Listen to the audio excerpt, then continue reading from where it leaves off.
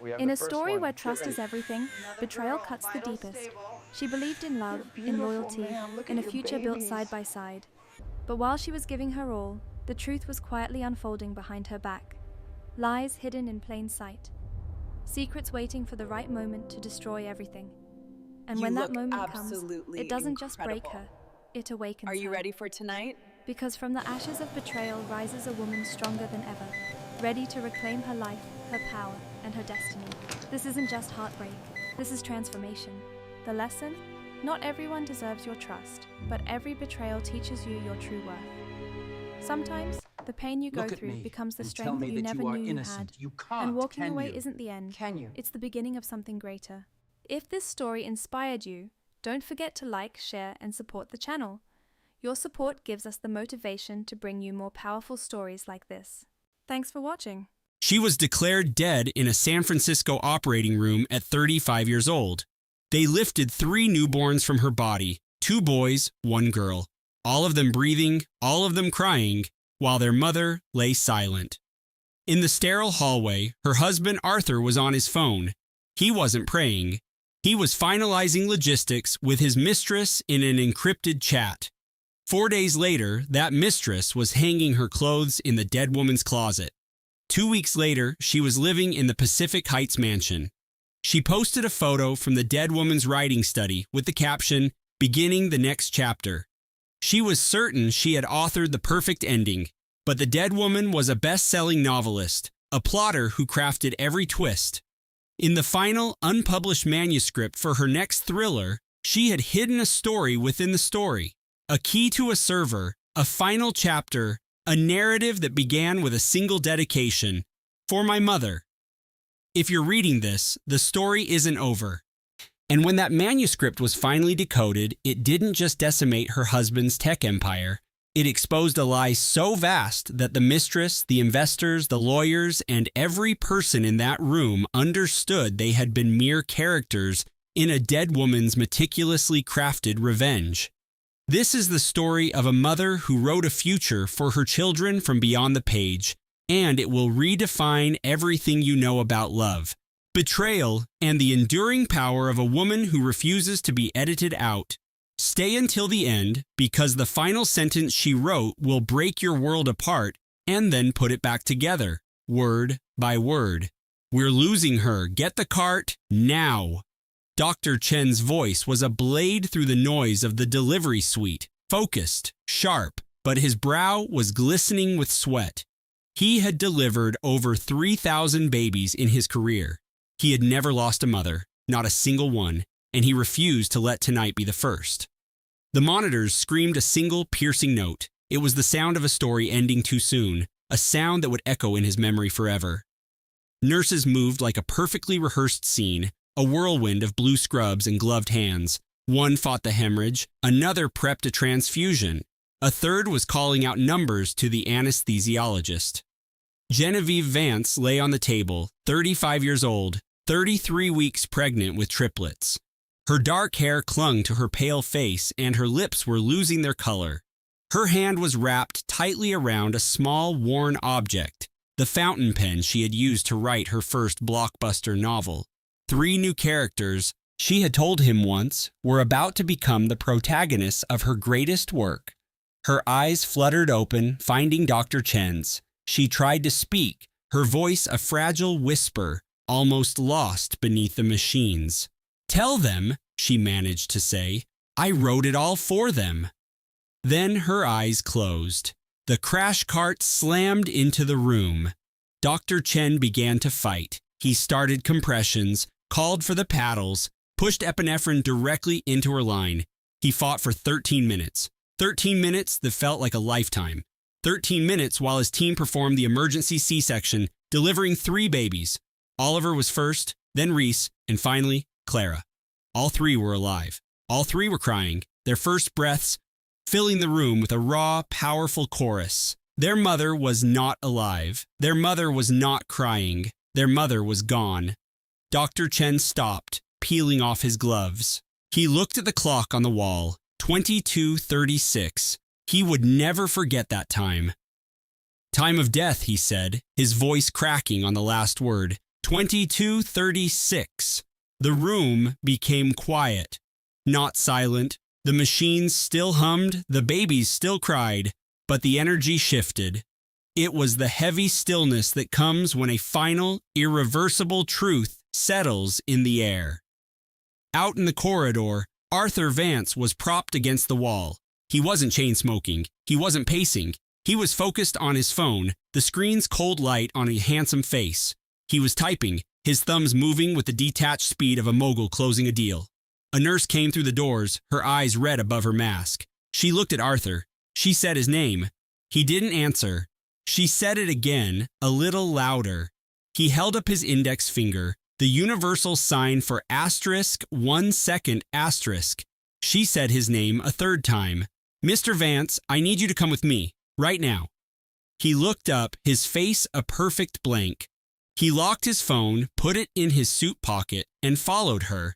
He never once asked if something was wrong. He didn't hurry, he just walked. The NICU team had the triplets settled in their incubators, 3 small glass boxes, 3 tiny bodies in hospital-issued blankets. Oliver in blue, Reese in green, Clara in yellow. They were fragile, tiny, but breathing. Fighters, every last one, just like their mother had been. Arthur stood before the incubators, his eyes scanning them as if they were assets on a balance sheet. He looked at the nurse. "What are their long-term projections?" he asked. The nurse, thrown by the clinical term, just nodded. "Good," he said. "That's good." He didn't mention Genevieve, not immediately, not until Dr. Chen brought him into a private room, not until he stood before him and delivered the words. Even then, his reaction was one of pure logistical control. He closed his eyes, pinched the bridge of his nose, and exhaled slowly, like a man absorbing a minor market correction. "Was it the embolism?" he asked. Dr. Chen confirmed it. "We tried everything. The event was sudden, massive. The hemorrhaging was uncontrollable. I am truly sorry, Arthur." He gave one sharp nod. He ran a hand through his perfectly styled hair. "But the children are secure," he said.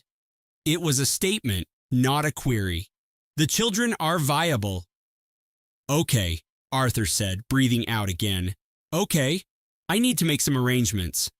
He turned and stepped back into the hallway. He pulled out his phone. He made a single call. It was answered on the second ring, not the call of a man searching through contacts in a panic, but one who had the number ready to go. "It's done," he said. "She's gone. Come to the house. I'll message you when it's clear." He ended the call and stood for a moment, the humming fluorescent lights of the hospital reflecting off the polished floor. The air smelled of antiseptic and filtered air. He put his phone away, straightened his jacket, and walked back towards the NICU. For the first time that night, he arranged his features into the perfect mask of a grieving husband. Eleanor arrived at 23:45 that night. She had driven for 4 hours from her home in Carmel, cutting through a thick blanket of coastal fog. Her daughter had called hours earlier, her water breaking 6 weeks ahead of schedule. Eleanor had thrown a bag in her car and just driven. No music, no stops, no food. Just 4 hours of silence, the steady beat of the windshield wipers, and a single hope repeating in her mind. She stepped into the maternity ward expecting to meet her grandchildren. She was 63 years old, with silver hair and the thoughtful eyes of someone who had spent a lifetime reading between the lines. She had raised her daughter alone after her husband's death, teaching literature at the university for 30 years. She had navigated every plot twist life could offer. She was ready for this. She was ready to be a grandmother. A hospital chaplain was standing by the reception desk. Eleanor stopped. She looked from the chaplain's kind expression to the nurse beside him. She knew, before anyone said a word, she knew. A reader always knows when the story is about to turn. "No," she whispered. The word was barely a breath. The chaplain approached, his voice soft, using the prepared sentences people use to narrate the worst chapter of someone's life. Eleanor didn't hear the words. She heard the rushing sound in her ears, the low hum of the lights, and the cry of a baby from a room down the hall. Her grandchild. one of her grandchildren, crying for a mother who would never answer. Eleanor's knees gave out, not into a nearby chair. Right there in the middle of the hallway, she collapsed onto the sterile floor and buried her face in her hands. And the sound she made wasn't a word or a sob, but something much more fundamental. It was a sound that comes from a place deep inside a mother where all the stories begin and end. It was the sound of a heart being torn from its binding. A nurse knelt by her side. Another brought her water. The chaplain just stood there, waiting. Arthur appeared at the end of the hall. He walked to Eleanor, knelt beside her, and put a hand on her shoulder. "I'm so sorry, Eleanor," he said, his tone smooth, rehearsed. "She fought so hard. The babies are fine, all three of them. She would want us to be strong for them." Eleanor looked up at him, her vision blurred by tears and a grief so profound it felt like the end of the world.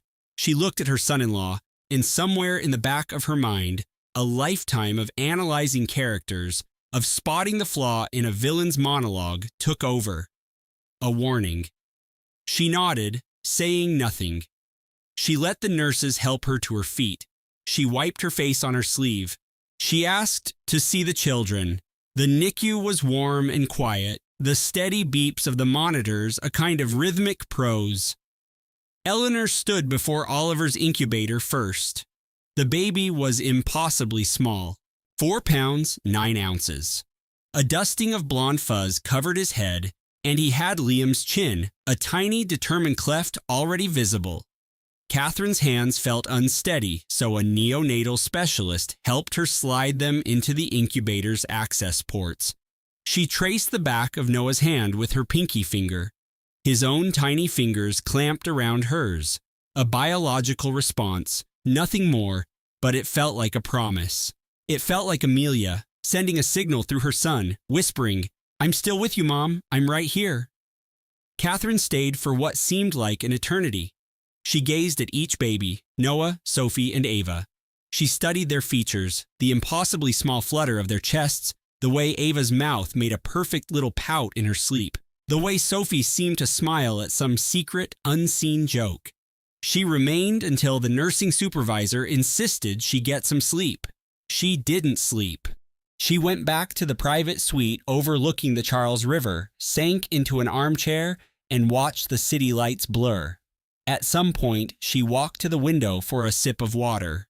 The suite's window gave a clear view of the executive parking area below. Under the sterile white light of the hospital lamps, she saw Liam.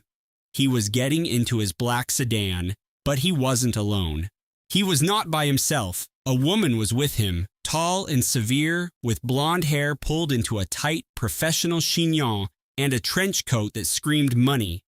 Her hand rested on his arm for a moment too long, a gesture of ownership, not comfort.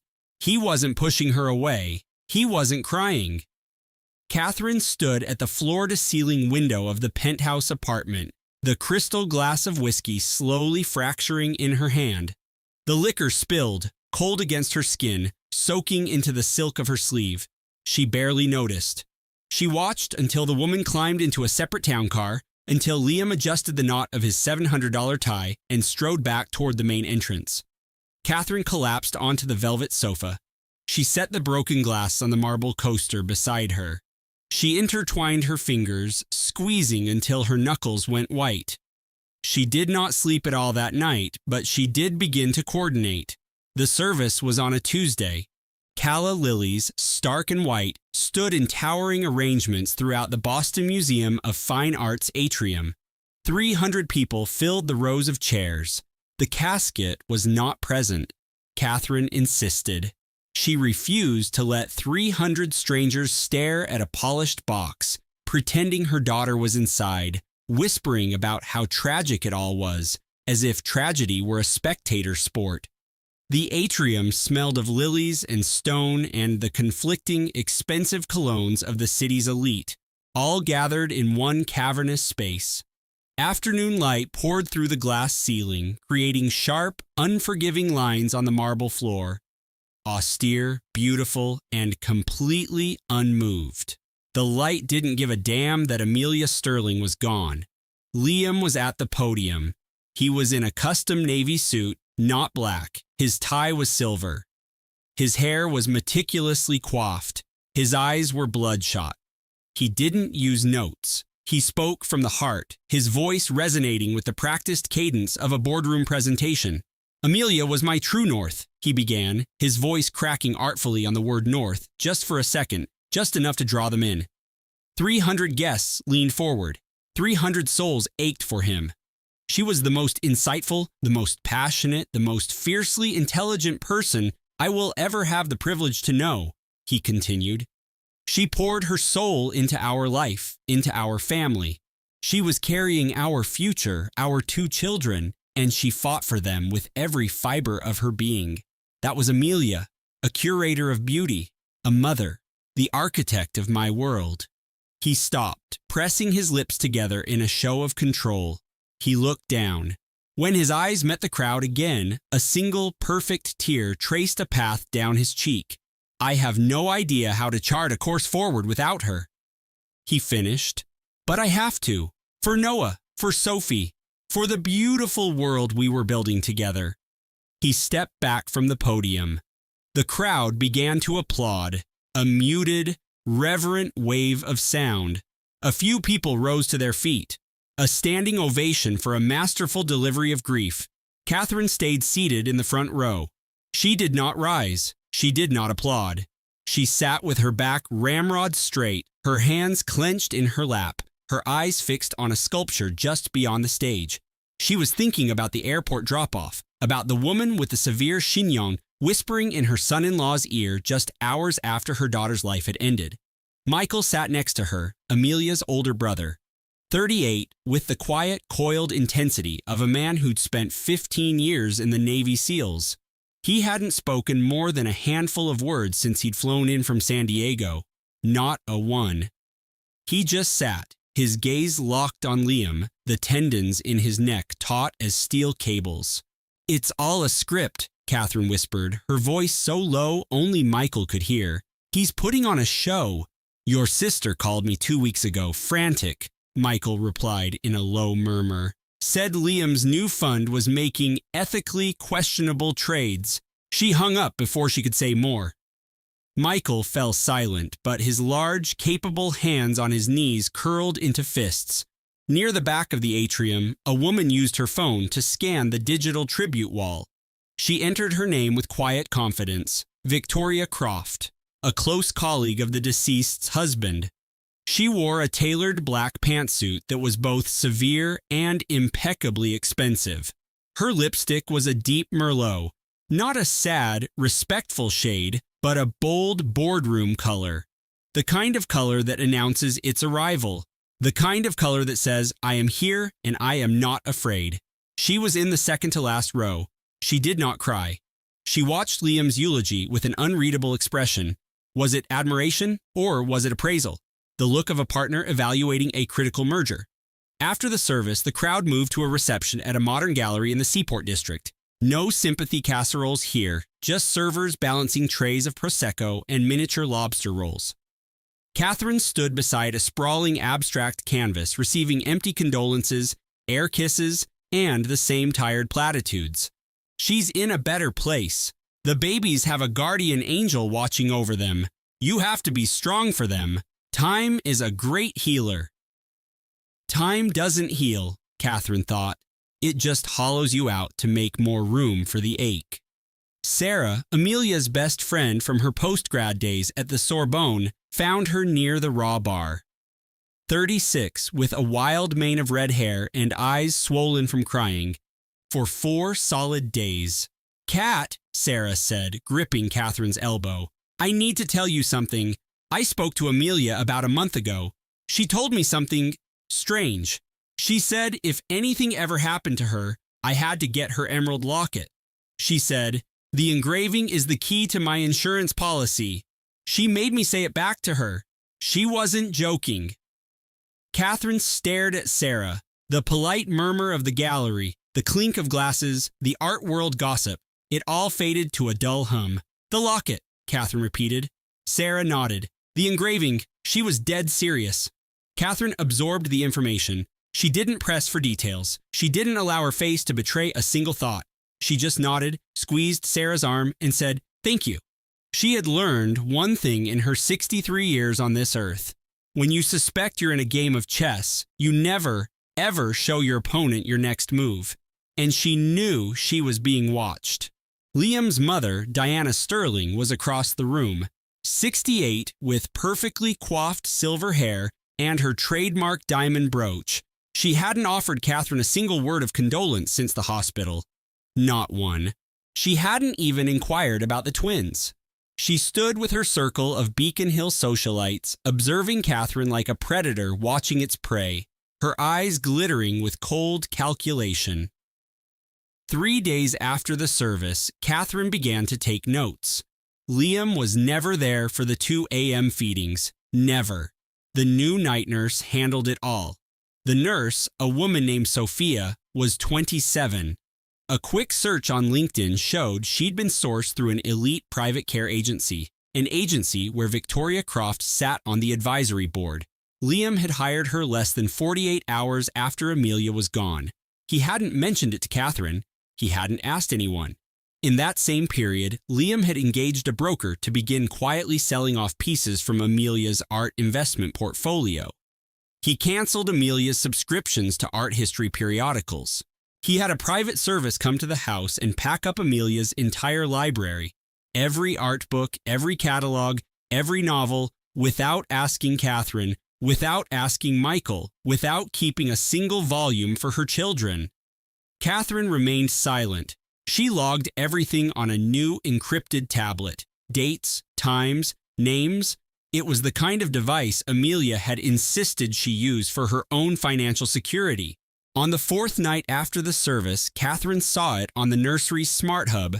She was in her room, the high-resolution feed from the twins' room glowing on the tablet. The screen showed the 2 bassinets, peaceful and still. Then she heard Liam's voice, clear and confident. He was on a video call in his study down the hall. "It's almost done, Victoria. The assets are consolidated. The penthouse on Beacon Hill closes next Friday. Our life is finally about to start." Catherine sat up, her heart pounding a frantic, heavy rhythm against her ribs. She stared at the screen as the audio feed went silent, and she heard the soft click of his study door. The next morning, Catherine saw a new event pop up on the family's shared cloud calendar, which was displayed on the smart refrigerator in the kitchen. It wasn't buried in a busy schedule. It was right there, stark and unapologetic. Final walkthrough, 27 Chestnut St. Penthouse. For the following week, she read it 3 times. She poured herself a black coffee. She didn't add cream or sugar.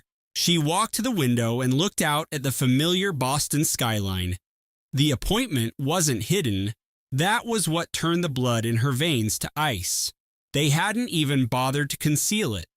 It was a level of hubris, a kind of supreme confidence that assumed the grieving mother was too old, too broken, and too distracted to ever notice. They were dead wrong. Catherine picked up her tea and walked into Isabel's home office. Damien hadn't dared change a thing. She sank into her daughter's chair, a minimalist ergonomic seat that faced a wall of monitors displaying the glittering expanse of the San Francisco Bay. She saw the ghost of a life cut short. Complex algorithms scrawled on a whiteboard, a half-empty mug of cold green tea, a cashmere throw left on the chair's arm, and the subtle, lingering fragrance of her daughter's bergamot perfume. She saw the sonogram images of Noah and Olivia pinned to a small board. Her daughter was just here, in this very spot, vibrant and alive, coding a new future, humming to some indie playlist, resting a hand on her growing belly, feeling the kick of 2 new lives within. Catherine gripped the armrests until her knuckles were pale. She refused to cry. Anger was a far more useful emotion. Anger was fuel. It had a direction. Grief was just an ocean, trying to drown you. She stayed in that room for almost 60 minutes. When she finally rose, her tea was completely cold. She poured it into the planter. She strode back into the main living area. She offered a warm smile to the au pair. She gently kissed each of her grandchildren on the forehead. She complimented Damien on the catered dinner he had not cooked. Later that night, when the penthouse was silent and Damien was sequestered in his own office when the door shut, Catherine entered the nursery. She moved towards the two cribs. Hanging above them was the nebula artwork Isabel had described, a stunning custom-coated generative art piece on a digital screen showing a slowly swirling galaxy of stars. She observed it for a moment. The brightest star, a pulsar at the center, seemed to pulse at a different rhythm than the rest. She reached out and pressed its center. It didn't react, but then she tapped it 3 times quickly, a little rhythm they used to share. The screen flickered and a tiny, almost unnoticeable QR code appeared in the corner. Inside a digital universe was a key, so like her daughter, technical, beautiful, and concealed in plain sight.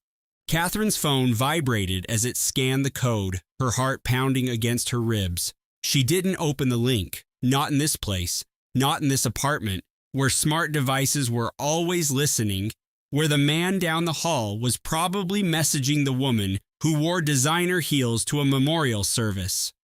She put the phone in her pocket. She stood up. The artwork returned to its gentle swirling. She switched off the nursery's ambient light. She would explore it somewhere else, somewhere anonymous, somewhere secure.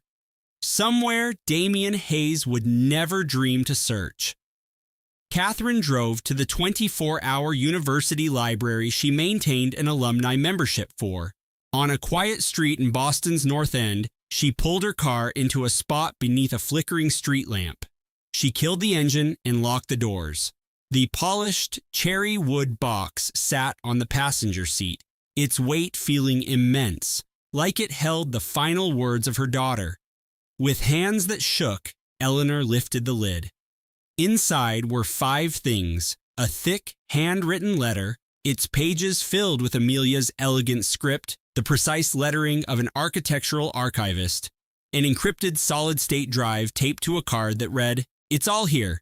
Every file, recording, and transaction. Give this to Marcus." A copy of a deed for a condominium in the Seaport District held by an LLC Eleanor had never heard of. A stack of professionally printed photographs showing her son-in-law Julian with another woman, their intimacy undeniable, and a small folded piece of stationery. It was folded once. "Mom, if you're reading this, I was right about him. Don't let him raise my babies. The drive has everything." Eleanor read the short note 4 times before setting it down. She picked up the main letter, the pages rustling under the dim orange light. Amelia's voice filled the car, not as a paranoid, hormonal pregnant woman, but as a methodical researcher who had spent months carefully assembling a case. The letter started directly. "Mom, I know how this is going to look. That's what Julian always said, what his mother always hinted at, that I was just an anxious, pregnant woman. But I wasn't paranoid. I found his hidden cloud vault.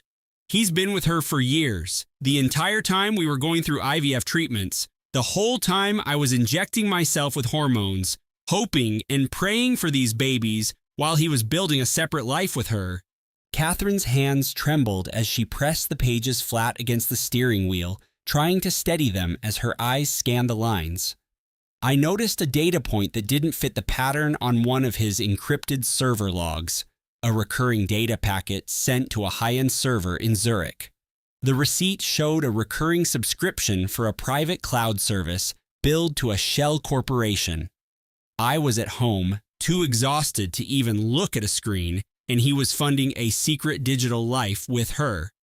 I confronted him with the data. He denied it all. He said it was for a confidential project, that I was being irrational, that my pregnancy brain was making me see conspiracies everywhere. He told me I needed to see a therapist, that my anxiety was becoming a liability. The letter spanned several pages, outlining how Isabel discovered more proof. A burner phone hidden in his gym bag, transaction logs showing dinners and trips Catherine was never a part of, a woman's earring, not hers, found under the passenger seat of his Tesla. She detailed using her skills as a data scientist to write a script that brute forced the password to his hidden server. She paid a cybersecurity consultant with cryptocurrency from her own digital wallet to verify her findings. The consultant confirmed it all. The woman was Sophia Klein, 32 years old, a partner at a venture capital firm. They had been involved for nearly 3 years. But the section of the letter that made Catherine's blood turn to ice was near the end. I am not writing this because I have some sense that I'm gonna die. I am writing this because Damien has been asking me about my company's life insurance policy. 4 times in the last month. He asked about the payout value. He asked about the average time for processing a claim. He asked if there were exclusions for complications arising from high-risk pregnancies. And last Tuesday, he asked Dr. Miller if carrying twins often led to unforeseen complications. He said it so casually, as if he were asking about market volatility. Catherine lowered the letter, her breath creating a small cloud on the cold windshield as she stared out at the dark silhouette of the campus bell tower. Her pulse hammered in her ears. She lifted the letter again. I've already changed my will. Arthur helped me set it up a month ago. If anything happens to me, my entire stock portfolio is yours, and my personal capital goes into a trust for the children. Damien is written out completely. I know it sounds harsh, but a man who researches the payout on his pregnant wife's life insurance policy does not deserve her wealth. He does not deserve her children, and he certainly does not deserve to control her legacy. I truly hope you never have to read this letter. I hope my suspicions are just a product of my own anxiety. I hope I come home from the hospital with 2 loud, healthy babies, and we can delete all of this and laugh about it someday. But if I don't, if the worst happens, you now have everything you need. Fight for them, Mom. The way you fought for me and Michael after Dad died. You are the toughest woman I know. You are the only person I can truly trust. I love you. Now, go be their grandmother. Your Isabel. Catherine meticulously folded the pages along their original creases and pressed the letter to her chest, shutting her eyes. The street was empty. The distant clang of a cable car bell echoed through the fog, a lonely, mechanical sound. Tears were a luxury she couldn't afford. She had moved past sorrow into a territory of cold, sharpened resolve. She looked at the laptop screen, at the encrypted files, the digital deed, the video clips. Her daughter had been a data scientist for more than a decade before meeting Damien. She knew how to construct a case. She knew how to archive the truth. She knew that in a courtroom, digital proof was irrefutable. The contents of the server were perfectly structured. The data was sorted into folders labeled by date and subject. A blue folder for financial records, a red one for communications, a green one for surveillance data, and a yellow one for legal papers. Even while frightened, even while carrying twins and being systematically undermined by her husband, Isabel had been structured, methodical. She had been preparing for a war. Catherine started the car. She drove to Arthur Chen's townhouse in Pacific Heights. It was well past 11 o'clock at night. She hadn't bothered to call. She parked, walked up his stone steps, and pressed the doorbell, holding the laptop that contained the final, courageous act of her only daughter. Arthur, a man of 50 with sharp eyes and a calm demeanor, opened the door.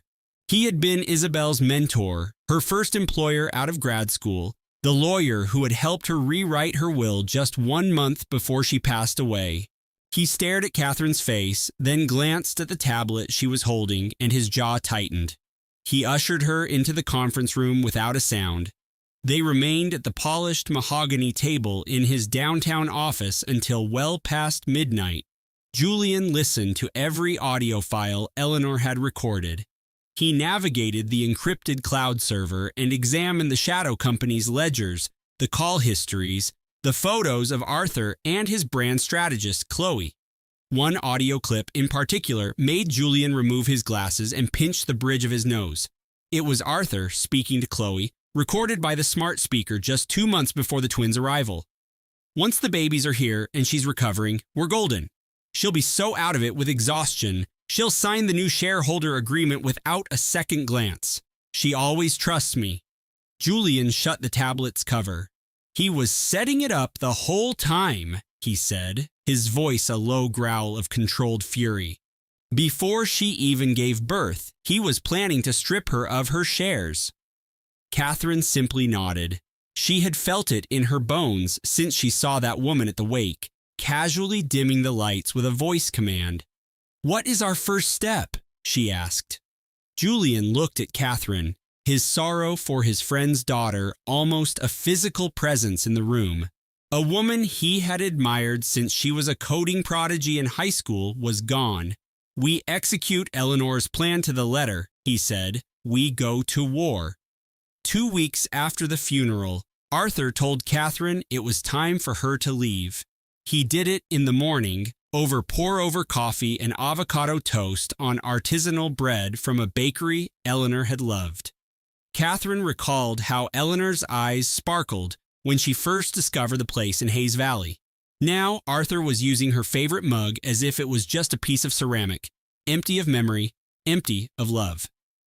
"Catherine," he began, his tone soft and patronizing, the practiced cadence of a CEO used to getting his way.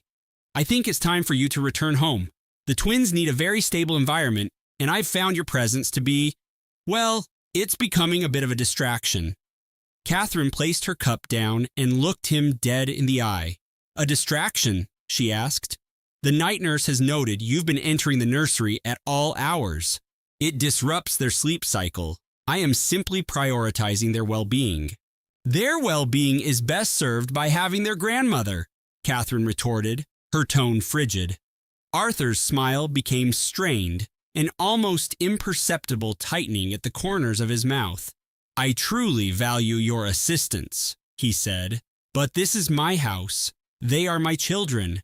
I have to create a system that is sustainable for us." Catherine took a deliberate sip of coffee and gave him a serene smile. "Of course," she said. "You're absolutely right. I'll start packing." Every syllable was a performance. She was buying herself time. Time for Julian to prepare the legal filings, time to be methodical.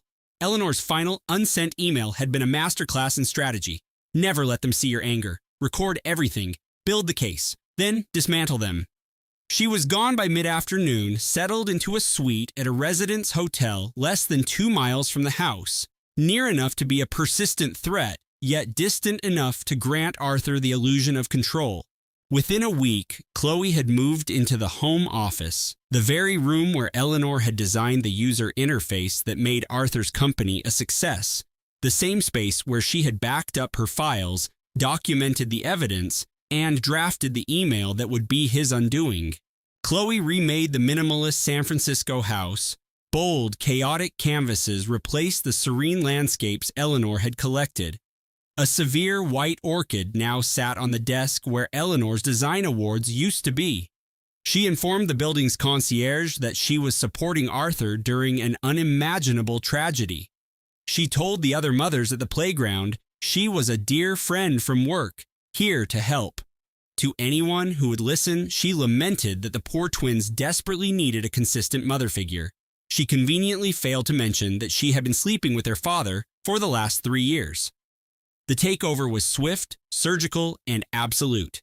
Within 3 weeks of Eleanor's death, Chloe had revised the nanny's contract, replaced the custom mid-century furniture, and systematically erased every trace of Eleanor's taste from the home. One night, Sarah, Eleanor's closest friend, phoned Catherine, her voice vibrating with rage. "Catherine, you have to look at this. Go to Chloe's Instagram, her latest story." Catherine's fingers shook as she launched the application. She found the profile immediately. It was public. Naturally, it was public. Chloe lived for an audience. The post showed a close-up of a unique, hand-stitched baby mobile with plush planets and stars hanging over a crib. Catherine's breath caught in her throat. She knew it instantly. It was Eleanor's. Catherine had been with her daughter, 8 months pregnant and confined to bed rest, when she had sketched the designs for the felt planets. "Their first piece of art," Eleanor had said, her fingers carefully stitching a tiny Saturn so they can dream of other worlds.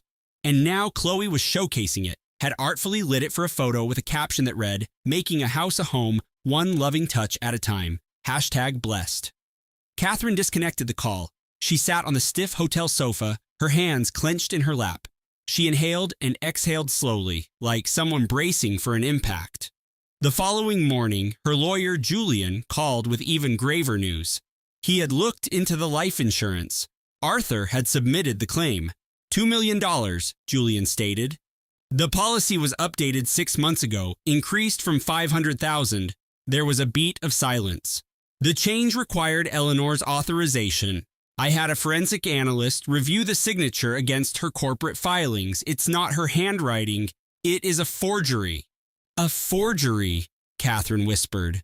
Her daughter's existence had been reduced to a dollar amount on a policy, a fake signature, and a windfall that would bankroll Arthur's new chapter with the woman desecrating her memory online. There's more, Julian said, his voice grim. I've been digging through the files from Eleanor's cloud server. Arthur set up a shell corporation about 18 months back. He funneled over $300,000 from their joint investment account into it. He did it in small increments, $5,000 here, $10,000 there, never enough to trigger an alert. What did he use the money for? She asked, a cold dread solidifying in her gut. He purchased a luxury condominium, a 2-bedroom place with a view of the Bay Bridge. The deed is in Chloe's name. Catherine remained silent. He also sent Chloe monthly payments of $4,000, which he categorized as consulting fees. And Catherine, Julian paused. Eleanor's inheritance from her grandmother? $85,000? Arthur transferred it into the shell company 6 months ago.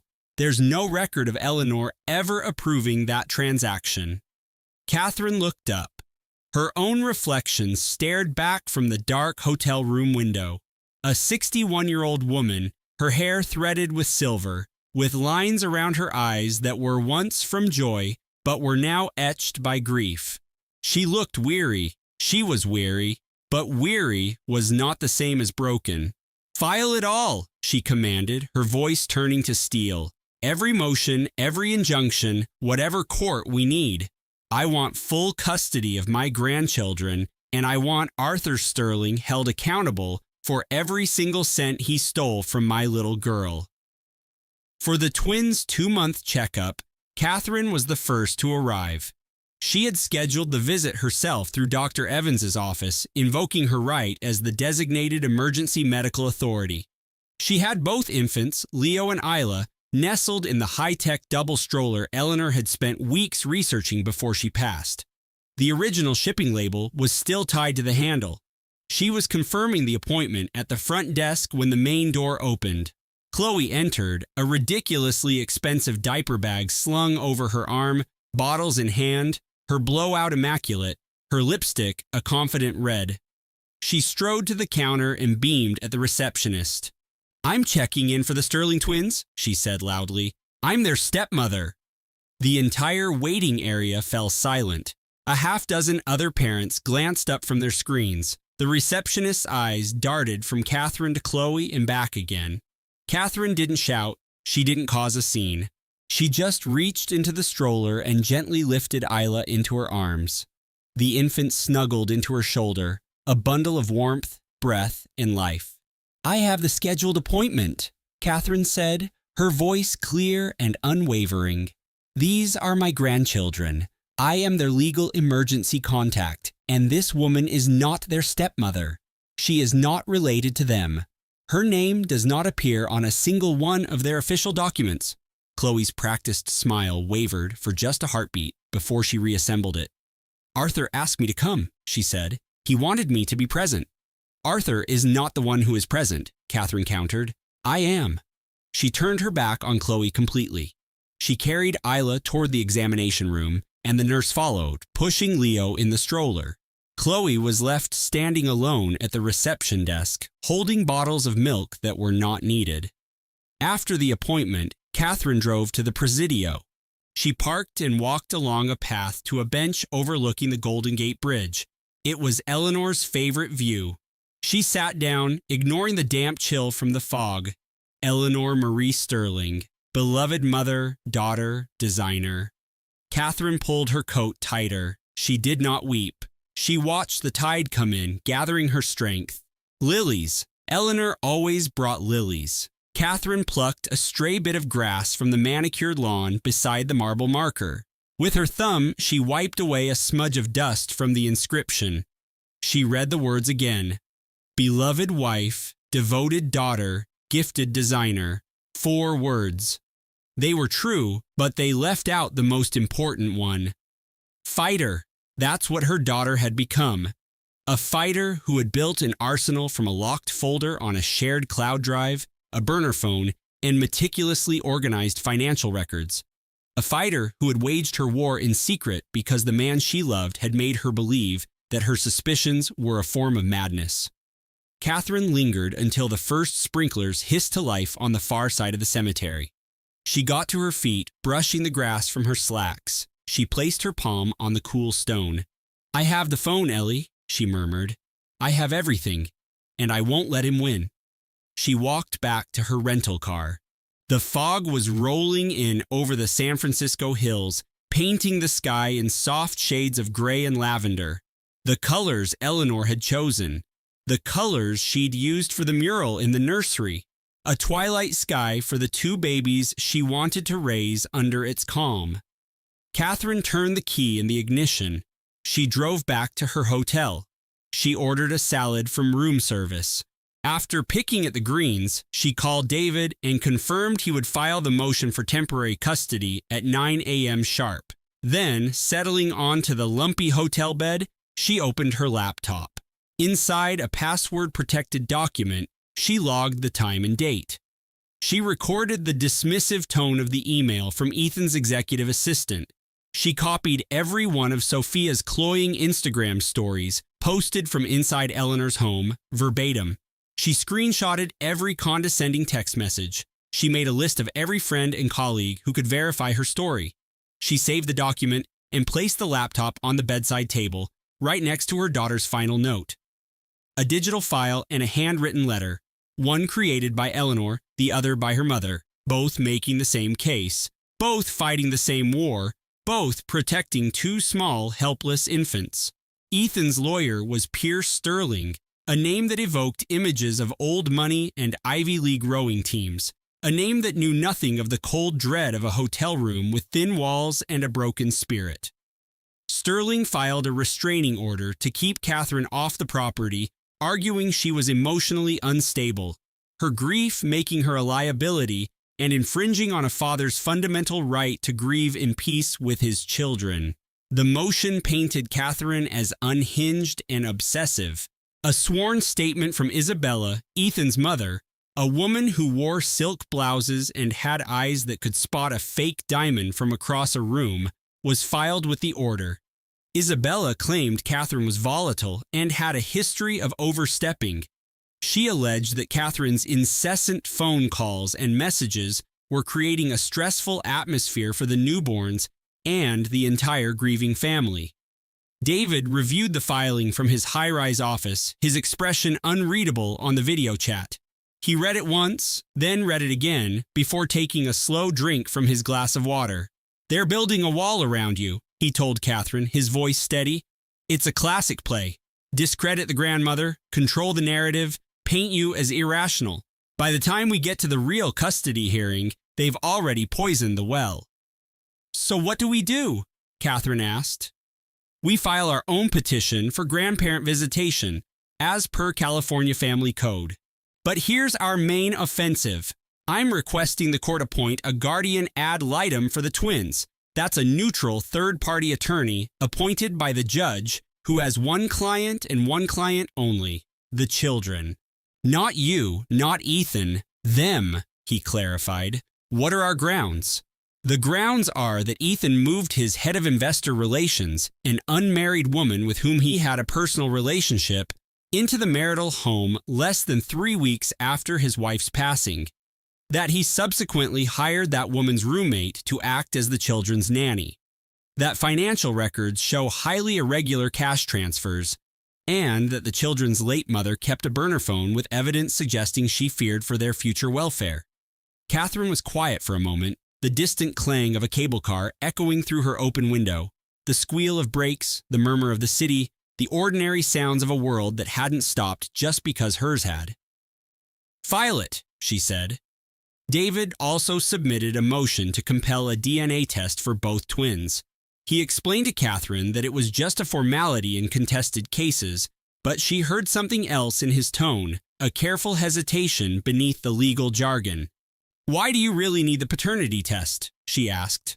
"Because the timeline between the start of his affair and the beginning of the IVF process," David said slowly, "is disturbingly narrow. And in my line of work, men who build their fortunes on layers of deceit are almost never telling the truth about just one thing." The court date was scheduled for a month out. 1 month, 28 days to prepare, to strategize, to sit in a soulless hotel room while Sophia posted tastefully filtered pictures of herself redecorating her daughter's house. Catherine made every hour count. She met with David's digital forensics consultant, a brilliant young woman named Maya with bright pink hair who talked about metadata the way a sommelier talks about wine. Maya mapped out the digital breadcrumbs as if they were clues to a crime. The offshore holding company, the wire transfers to a blind trust, the luxury condo in Pacific Heights registered to an LLC, the monthly payments coded as consulting fees, the AI-cloned voice print used to authorize a transfer of stock, the inheritance that had vanished. "He built a digital castle," Maya said, her face a mix of professional awe and personal revulsion. "Looks impenetrable from the outside, but the entire foundation is a lie."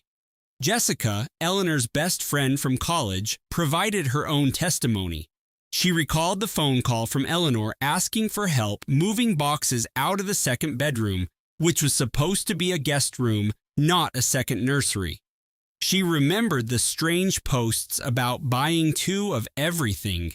She described a vibrant, confident woman who had, over the course of her marriage, been systematically worn down from a lioness to a mouse. "She just faded," Jessica told David, her voice cracking, "especially in the last year or so. She'd cancel our weekly lunches. She'd miss her yoga class. There was always a reason, always an excuse about being overworked or stressed, always a defense of Ethan. I should have pushed harder.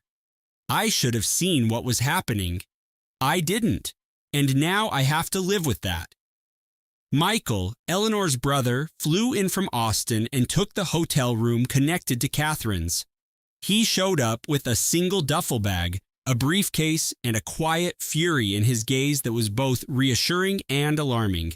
"I'm not going to do anything stupid," he told Catherine, "but I'm not leaving, not until this is done."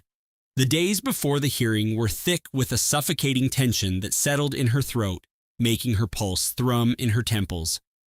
Catherine spent the mornings on the hotel treadmill, just walking, a relentless, steady pace, foot after foot, the only thing that felt like progress. In the afternoons, she reviewed the contents of Eleanor's burner phone. David had gotten a court order to unlock it. It wasn't a diary, it was an archive, a meticulously curated collection of screenshots and audio notes, the logbook of a silent and heartbreaking war. The first audio notes were so full of joy. Week 10. We saw their heartbeats, both of them. I had to pull the car over on the drive home. I was crying so hard. Ethan just smiled and squeezed my hand. I guess it's just not real for them until the babies are actually here. Week 13. This morning sickness is relentless, but I don't care. 2 strong heartbeats. I'd be sick for 40 weeks straight if it meant they were okay. Week 17. We picked out names. Ethan liked traditional ones. I wanted something with a little more character. We agreed on Leo, after my grandfather, and Claire, because Eleanor just thought it was beautiful. Then the evidence began to change, a gradual darkening that eventually became absolute. Week 21. Ethan felt them kick. He actually got emotional. For a minute, I thought I had imagined everything. Week 23. He was a no-show for the big ultrasound, claimed a last-minute investor crisis. A notification for a shared calendar event popped up on my tablet later. Anniversary dinner, S. Our wedding anniversary is in June. My name is Eleanor, not SVAF asterisk week 25. I found a transaction alert on his credit card. A year's lease on a condo in Pacific Heights. It's not one of the company's corporate rentals. I checked the address. Asterisk week 29. I looked up the LLC that owns the condo. The managing partner is Sophia Sterling, an investor relations exec. The woman he brought to the company's charity gala last year. Just a colleague, he told me. Asterisk week 31. I used a data recovery tool on his old laptop's hard drive. He had searched top divorce attorneys in San Francisco and how to create an offshore trust. He'd been doing this since before we even started IVF. He was planning his escape while we were planning our family. Catherine closed the laptop. She laid her palm flat on the smooth, cool case as if she could feel the ghost of her daughter's touch, as she had saved those files, absorbing that betrayal, all alone, while she was carrying 2 babies and her husband was building a new life. She clicked open the very last file, asterisk week 33, the final audio note, recorded 4 days before her emergency C-section. I'm not staying because I'm a victim. I'm staying because I'm carrying 2 children and I have no safe harbor he couldn't reach. But I'm getting ready. Every single day, I'm getting ready. My mom has no idea. No one does. But they will. When the time is right, they will. She had been painting their twilight sky with one hand and chronicling her covert fight with the other. Building a nursery and building a case in the same stolen hours. Debating wallpaper samples and burying scanned documents in nested folders with innocuous names. A woman waging a war on 2 fronts, shrouded in silence because her husband had masterfully convinced her that her own intuition was a form of madness. Catherine shut down the old desktop computer. The external hard drive sat next to it, its light blinking softly. 2 pieces of a life, a mother's love and a daughter's terror, sitting on a desk in a quiet Boston apartment. She turned off the lamp and sat in the dark, listening to the hum of the ancient refrigerator. She thought about her Chloe, the vibrant, witty graphic designer she had been before Arthur. The kind of woman who could find the perfect font for any mood, who filled sketchbooks with joyful, chaotic drawings, who would sing off-key to the radio while making coffee. That person had been methodically dismantled, replaced by someone more hesitant, more watchful. Someone who documented her own life as if she were a stranger, because she knew in her bones that her word would never be enough against his. Catherine pulled a worn Afghan over her lap and stared out at the city lights. "You were right, my love," she murmured to the empty room. "You were right about all of it, and I am so deeply sorry I didn't understand what you were trying to tell me." The window offered only her faint reflection. The refrigerator hummed. The apartment was still. From a neighbor's unit, she could hear the faint sound of a game show, a buzzer, a round of applause. Catherine didn't try to sleep. She conserved her energy. She would need every ounce of it for the coming storm. The courtroom was less imposing than she'd expected. Department 3, C Probate and Family Court. The corridor smelled of lemon-scented cleaner and anxiety. The overhead fluorescent lights buzzed, making everyone's skin look sallow and tired. Catherine wore a simple tweed blazer Chloe had gifted her 3 birthdays ago. In her worn leather tote bag was the hard drive, a silent bomb waiting to be detonated. Arthur arrived with his lawyer, both clad in impeccably tailored charcoal suits. Arthur looked refreshed, serene, a man untroubled by conscience or care. He offered Catherine a brief, pitying look from across the courtroom. With the polished solemnity of a man playing the part of a grieving widower, Arthur settled in behind Isabel Reed, his firm's junior partner. Catherine refused to look at the woman. Her gaze was locked on the judge's bench, waiting for the proceedings to begin. Arthur's attorney, a man named Henderson, began his opening statement. He wove a narrative of a brilliant hedge fund manager, a devoted husband shattered by the sudden loss of his wife, now bravely facing the challenge of raising twin boys alone. He characterized Catherine as a well-intentioned but overwrought mother, unable to accept her daughter's choices. He used the word overbearing 4 times. He used the term emotionally fragile twice. He suggested Catherine's grief had created a fantasy world where she was a rescuer rather than an intruder. He was good. Catherine had to admit it. He possessed the kind of calm, authoritative voice that sounded like old money and absolute certainty. Then Isabel took the stand. She painted Catherine as a woman who never approved of Arthur, who constantly questioned Chloe's happiness. She alleged that Catherine had shown up uninvited to their home after the twins were born, creating a stressful environment and refusing to leave until Arthur had to gently escort her out. She testified that Catherine's calls to Chloe's OB/GYN were persistent and alarming. Each claim was a sliver of truth, encased in a thick armor of falsehood. That was the genius of their strategy. It wasn't about creating lies from whole cloth. It was about the subtle art of distortion, bending reality until it served their purpose. Catherine's lawyer waited. He let them finish. He allowed their carefully constructed narrative to settle in the still courtroom air. Then he stood up. "Your Honor," he said, his voice calm, "we have evidence that Mr. Sterling's portrayal of events is not merely a different perspective, but a meticulously crafted deception." He described the password-protected, hidden partition on the external hard drive, unlocked with the name of Chloe's childhood dog. He presented the bank statements from a secret account, showing monthly transfers to Isabel Reed. He detailed the lease for a luxury condo in Back Bay, paid for by that account, and the scanned receipts for jewelry, cars, and vacations. Henderson then held up printouts of Chloe's journal entries where she described Arthur's escalating emotional abuse. Finally, he played a short audio file from the drive. It was a memo Chloe had recorded, her voice a hushed whisper. In the background, Arthur's voice was clear. "After all I've given you, a little gratitude would be nice. But go ahead, tell them. Who do you think they're going to believe? Me or you?" A shockwave rippled through the gallery. The air grew thick, charged with the sudden public unraveling of a private lie. The judge then allowed Catherine to address Arthur's accusations. Catherine rose. She looked at the judge, then directly at Arthur, and then at Isabel. When she spoke, her voice was quiet but carried to every corner of the room.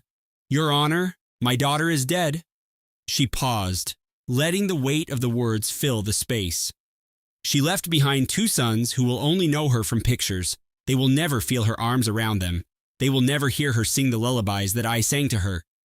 The courtroom was profoundly silent. Not a single person moved. "The man who promised to cherish her was planning a new life with his mistress before my daughter was even gone. He used her money to build their future. He methodically isolated her from her friends and family. And he dares to come into this court and describe my love for my child as a sign of fragility." Her voice dropped, gaining an edge of steel, the sound of a woman who had burned past sorrow and found only resolve. "I am not here because I am fragile. I am not here because I am lost in grief. I am here because my daughter knew this day would come. She left me a map. She left me a collection of truths she was too afraid to speak aloud. She left me with a sacred duty, and I will see it through." The judge studied Catherine for a long, silent moment. She looked at Arthur. She looked at the stacks of evidence her lawyer had submitted. She suspended Arthur's parental rights pending a full investigation. She awarded Catherine temporary custody of the twins. She denied the request for a restraining order. A single vein throbbed in Arthur's temple, a small, violent pulse. Catherine saw it. She held his furious gaze without blinking. Outside on the courthouse plaza, David was pacing. As a potential character witness, he hadn't been allowed inside for the testimony. He was vibrating with a creative, nervous energy that could either write a symphony or start a fire. Arthur stormed out of a side entrance. David saw him and was in his path before Catherine could stop him. "You erased my sister," David said. His voice wasn't loud, but it was raw, carrying more weight than any shout. "You didn't just break her, you convinced her she was already broken. You took her confidence, you took her art, you took her light, and now you're trying to steal her children." Arthur stopped. He regarded David with a look of clinical detachment. He straightened the cuff of his shirt, a tiny, dismissive gesture of a man who believed himself completely untouchable. "Your sister was a complicated person, David," he said, his tone smooth and patronizing. "She struggled with anxiety. The pregnancy was overwhelming for her. Everything I've done has been to provide a stable foundation for my sons. I'm sorry you lack the perspective to grasp the complexities of the situation." David's hands were tight fists at his sides. Catherine put a hand on his arm, a firm, grounding pressure that said, "Asterisk, not now, not this way, I need you." David took a deep breath and a step back. He looked at Arthur one last time. "Chloe saw you," he said, "past the fancy suits and the charity dinners and the perfect smile. She saw the emptiness inside you, and she built a fortress of truth that you'll never be able to tear down." Arthur gave no response. He walked to his black Mercedes, got in, and shut the door. He sat in the silent vehicle for a full minute before starting the engine. That night, Catherine was alone in her small apartment. She found herself sinking onto the floor of her living room, not by decision, but as if her bones had simply given way. She leaned her back against the worn armchair, pulling her daughter's old sketchbook into her lap. "I don't know how I'm going to do this, Chloe," she whispered into the quiet room. "I'm a retired librarian. I'm fighting a man with infinite money and an army of lawyers who lie as easily as they breathe. I don't know if I'm strong enough." The living room was modest, filled with books and faded photographs and a single lamp that cast a warm, soft glow. Catherine stared down at the blank cover of the sketchbook. She saw her own reflection, her tired face, but also her daughter's determined chin, the same stubborn set to her mouth, her daughter looking right back at her. Catherine pressed her palms flat against the hardwood floor. She pushed herself up. She stood, meeting her own gaze in the darkened window. She walked to the kitchen, poured a glass of water, and returned to her small desk. She didn't call a friend for reassurance. She opened a fresh notebook and began to write, making a list of every weakness, every lie, every possible point of leverage. The silence in the apartment was no longer empty. It was the focused quiet of a general preparing for war. Model. The quiet in the penthouse felt heavy, like the air before a thunderstorm. Needing to escape, Catherine pulled on her trench coat and took a cab to a classic steakhouse near the Chicago River. She found a seat at the bar. The room was warm, filled with the rich smells of aged beef and oak-fired grills. A bartender with kind eyes and a knowing nod took her order. "A Vesper," Catherine said, "and a small plate of oysters." She sat on the plush leather stool, observing the city's power brokers, a tech mogul closing a deal on his phone, two lawyers hashing out a case over bourbon, a table of surgeons celebrating a successful operation. She savored the cocktail, sharp, cold, and bracing. It had been Amelia's drink of choice. They'd always have one to celebrate a new architectural design. Catherine left a $100 bill for a $30 tab. She walked back to her apartment hotel, letting the sharp wind off Lake Michigan whip against her face. She didn't turn up the heat in her room. She let the chill ground her, a fierce reminder that she was here, she was fighting, and she would not break. 6 weeks had passed since Amelia's memorial. The key she'd found in her daughter's favorite book could unlock everything or nothing. Marcus had spent weeks tracking down the corresponding safe deposit box. He'd advised her to prepare for anything. Catherine wasn't patient. She was many things, determined, methodical, heartbroken, and furious, but patience had never been her strength.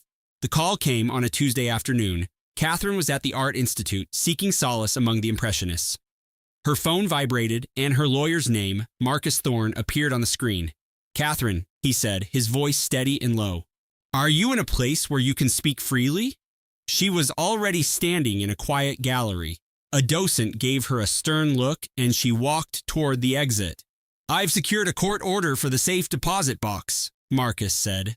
Catherine's heart hammered against her ribs. She could hear the muffled echo of the museum, the distant city traffic, the frantic pulse in her own ears. The entire world seemed to contract into that single moment of anticipation. The twins, Marcus continued, and then he cleared his throat, a rare crack in his professional armor. Leo and Lily, a private DNA test was in the box along with a signed affidavit from your daughter. Neither of them are Ethan Blackwood's biological children. The world didn't spin. Instead, a mountain of dread she hadn't known she was carrying simply dissolved into thin air. The gray Chicago sky suddenly seemed luminous. "What did you say?" she asked, her voice a whisper. She needed to hear the words again, to make them real, to cement this impossible salvation. "I said neither of them is his, not one. The test was notarized and is 100% conclusive. Ethan Blackwood is not the biological father of either of your grandchildren." Catherine braced herself against a cold marble column in the museum's entryway. She felt the smooth, solid stone beneath her hand. She was still here, still in this building, still living in a world that had just been irrevocably, blessedly altered.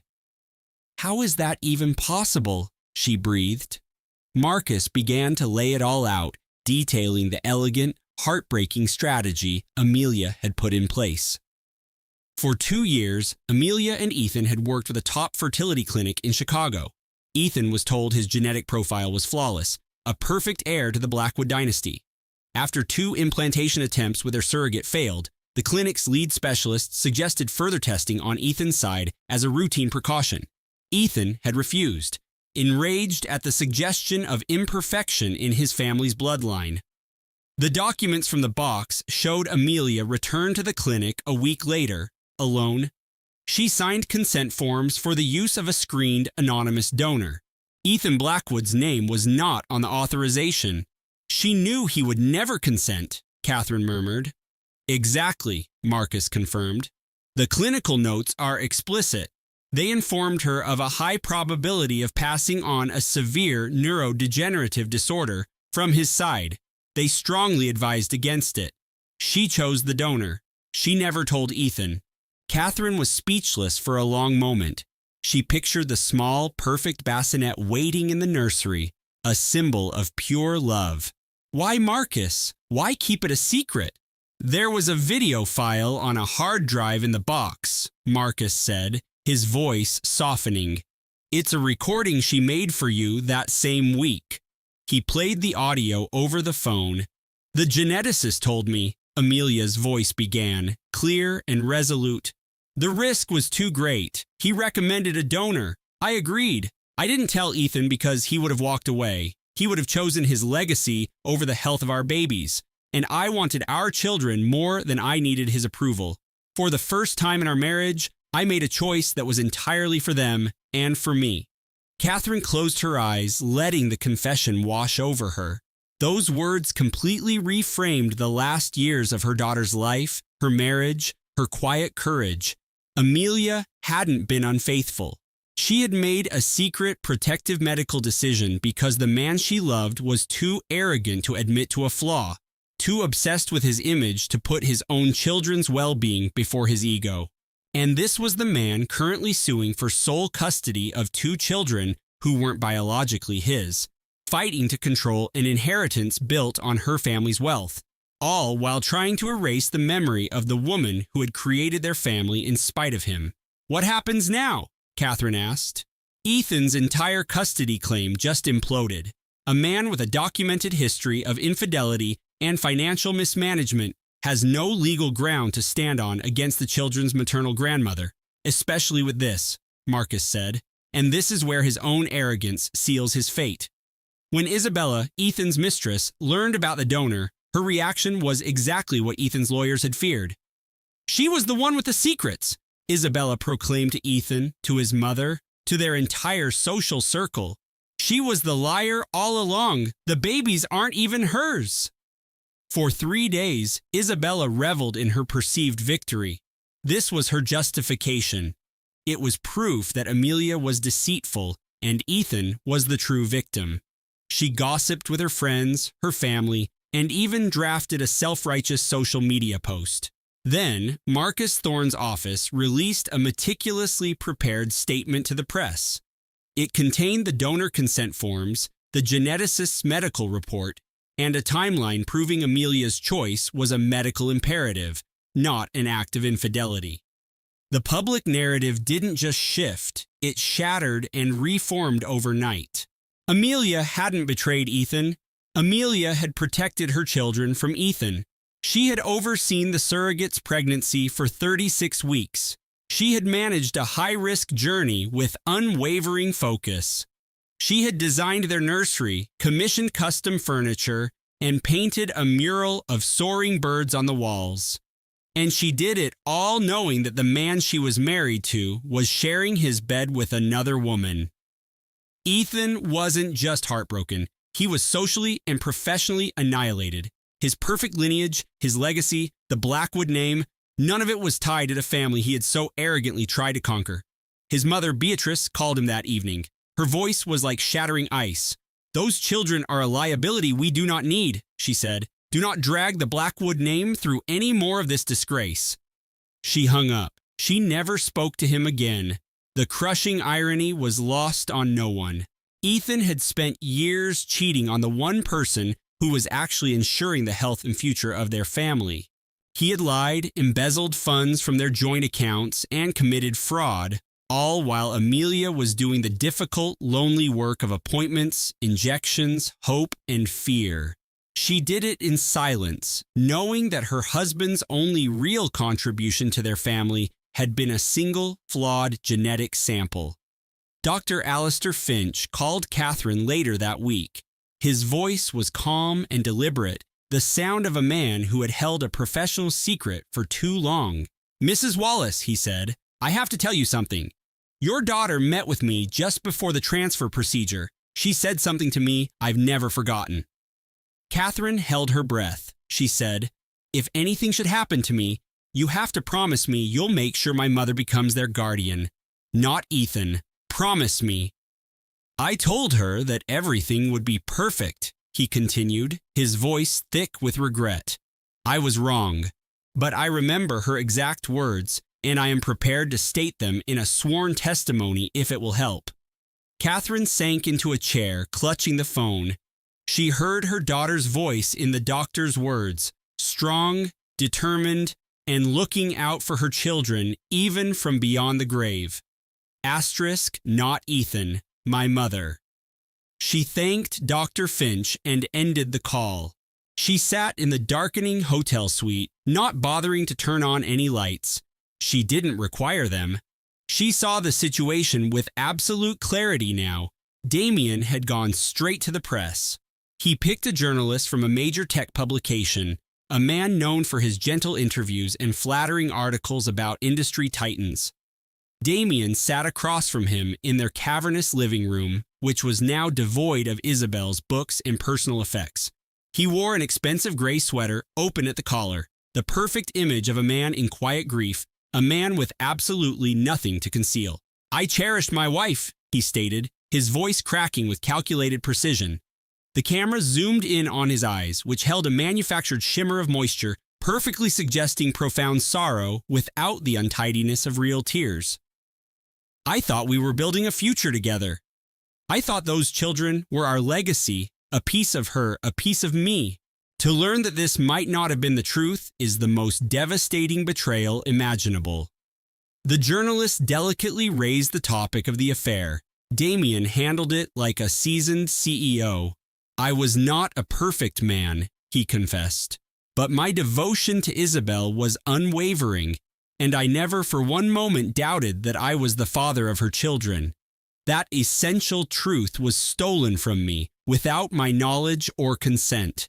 The expose hit the financial blogs the following morning. By lunchtime, the comment sections were a battlefield, splitting the financial world in two. One side defended the celebrated hedge fund manager, a man grieving his wife.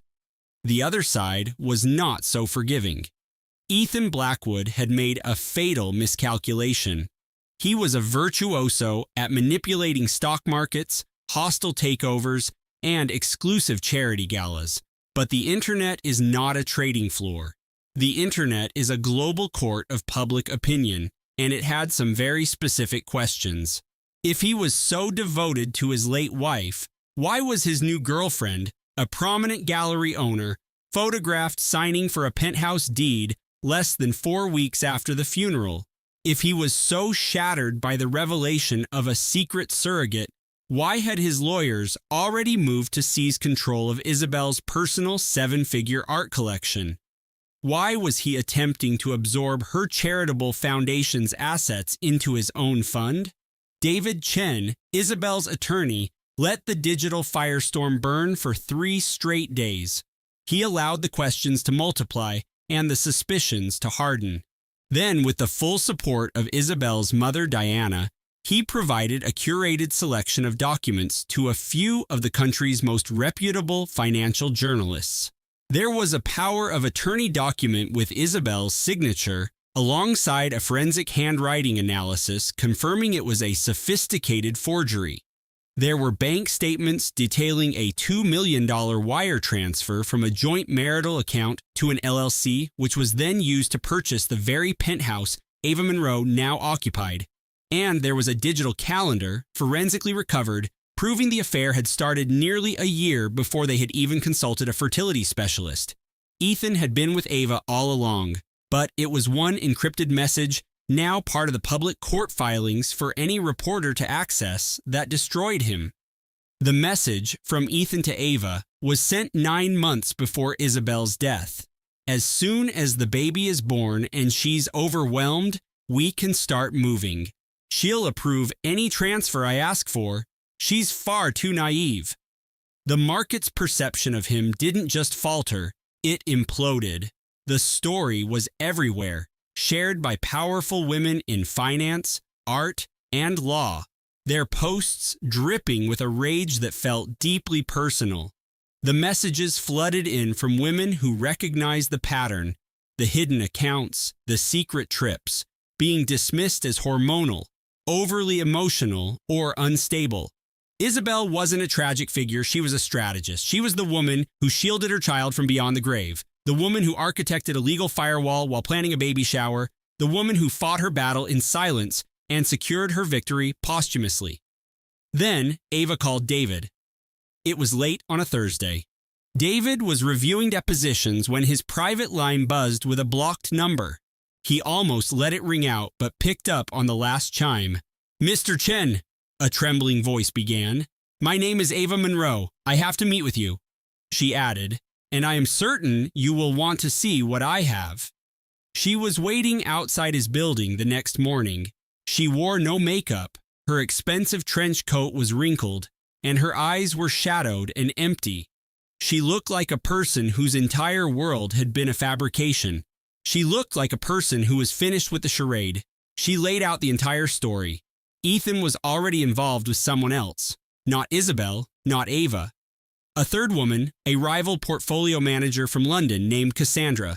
The messages were from the week after the funeral, while Ava was coordinating movers for the new penthouse, while she was posting artistic photos of baby gifts to her social media, convinced she had won. "I saw the messages on his burner phone," Ava said, her voice hollow. "The same way Isabel must have discovered mine. It's almost poetic, don't you think? Only I'm not pregnant and I'm not dead." She slid her own phone across the desk to David. It was filled with audio files, conversations she had begun recording days ago. Mr. Davies listened as Sophia detailed Damien's plans to paint Caroline as an unstable guardian. He had coached Sophia, instructing her to falsify the start date of their relationship. Damien explained he needed a warm, maternal figure at his side for the inevitable custody fight, insisting that single fathers are never viewed sympathetically by the family courts. Then she delivered the final blow, a piece of information that made Mr. Davies put down his fountain pen and lean back. "He told me I would be the mother his children deserved," Sophia said, "not because he cherished them or wanted to be a father, but because my presence was a strategic asset for his public image.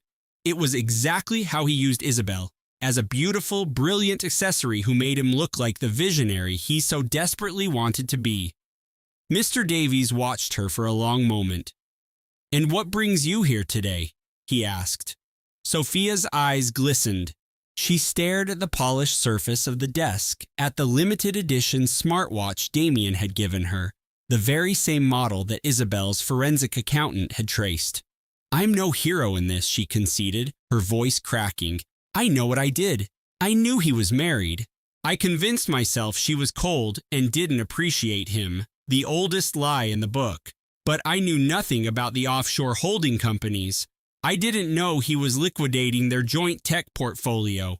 I had no idea he was draining her accounts while she was carrying the children he led me to believe were his." She unclasped the watch and set it on the desk. "I thought he loved me. I was wrong about that, too." Mr. Davies picked up the watch, noted the custom engraving on the back, and placed it down. "Are you prepared to give a statement?" he asked. "Yes," she replied. "Under oath, in a deposition on the 6 o'clock news, whatever is required."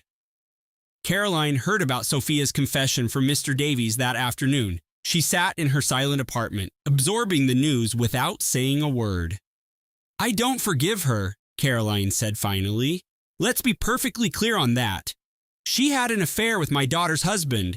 She moved into my daughter's home. She posted pictures of my daughter's baby clothes on social media. That is unforgivable." "I understand," Mr. Davies said, "but if her testimony can protect those children," Caroline continued, "then I will use it. Isabel would have used it too. My daughter was a pragmatist. She leveraged every advantage."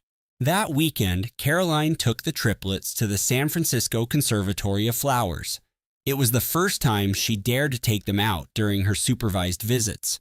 The custom-built, self-balancing smart stroller Isabel had commissioned from a startup she was mentoring had arrived 6 days after her death, the shipping notification still archived in her cloud account. Caroline had never been able to bring herself to delete it.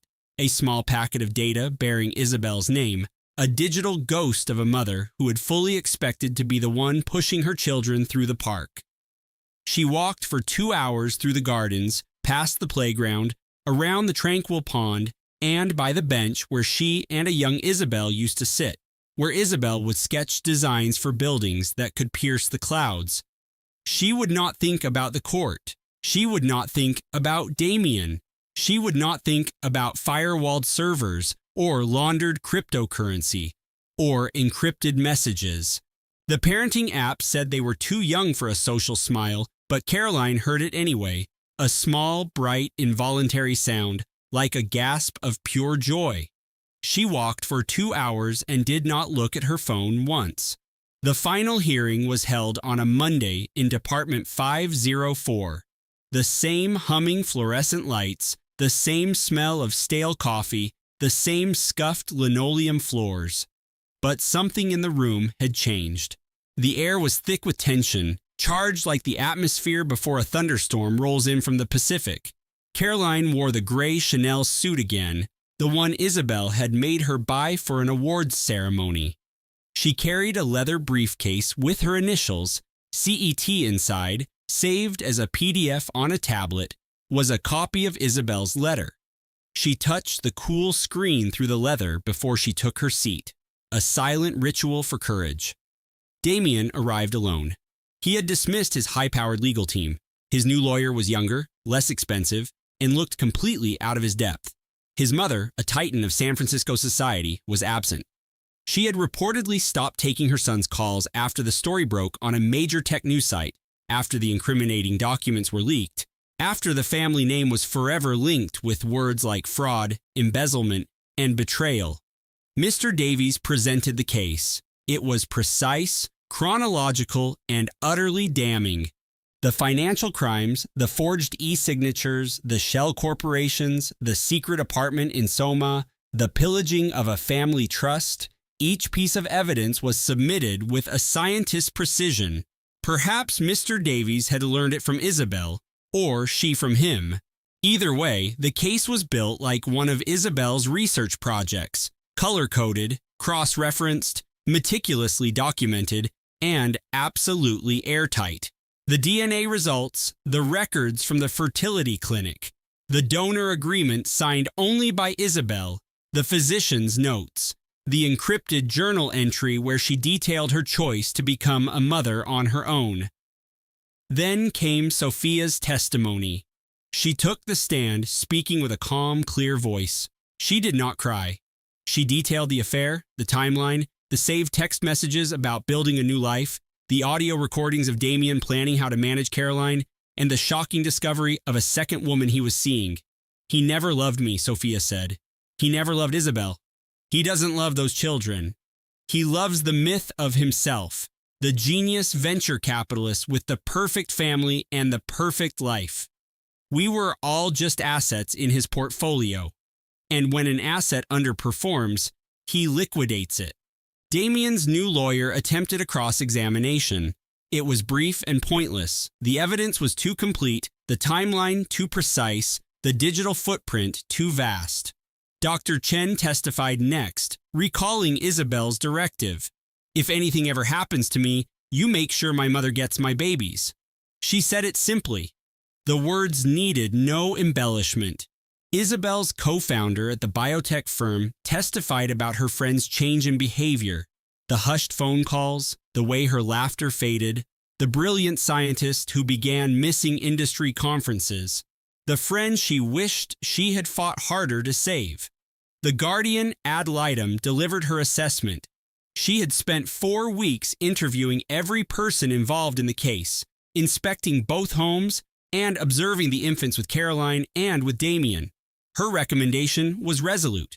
The children's well-being is best served by placing them in the sole custody of their maternal grandmother, Caroline Thorne. Mrs. Thorne has provided consistent, loving care.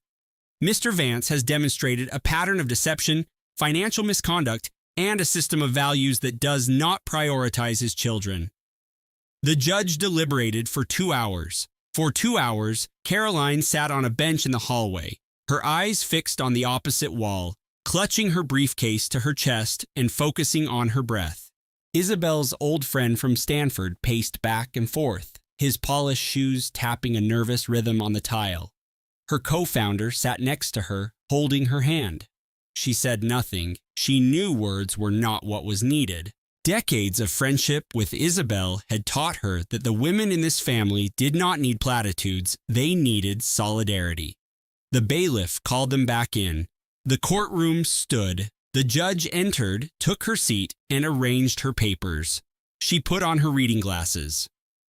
In the matter of the guardianship of Alexandra, Benjamin, and Chloe Thorne, the judge began. This court finds as follows. Caroline's heart hammered against her ribs. She could feel her pulse in her throat, in her temples, a frantic beat against the cold floor. Full and sole legal and physical custody is hereby awarded to Caroline Elizabeth Thorne. Caroline squeezed her eyes shut. She made no sound. She shed no tear. She simply closed her eyes and let the words sink in. The court further orders that Damien Vance must repay all capital illegally transferred from the marital assets and the estate of the deceased. The fraudulent transfer of company shares is hereby referred to the Securities and Exchange Commission for a full investigation. Damien sat like a man carved from stone. His lawyer leaned over and whispered something into his ear. Ethan offered a single, almost imperceptible shake of his head, the motion of a king who had just been checkmated. Mr. Blackwood's trading license will be suspended indefinitely pending the outcome of the federal fraud inquiry. Any claims to parental authority are hereby denied. The judge then lifted her gaze from the documents before her. Her eyes met Diana's. Mrs. Vance, your daughter built an astonishing fortress, not only of evidence, but of love. This court recognizes the profound measures Isabel Blackwood took to protect her child. It is this court's honor to enforce her final directives. Diana slowly opened her eyes. She met the judge's gaze and gave one firm nod. Thank you, Your Honor, she said, and her voice, for the first time in months, was perfectly clear. In the marble hallway outside, David passed Diana a second envelope. This one was different from the legal files. It was small, cream-colored, and sealed with a simple piece of washi tape.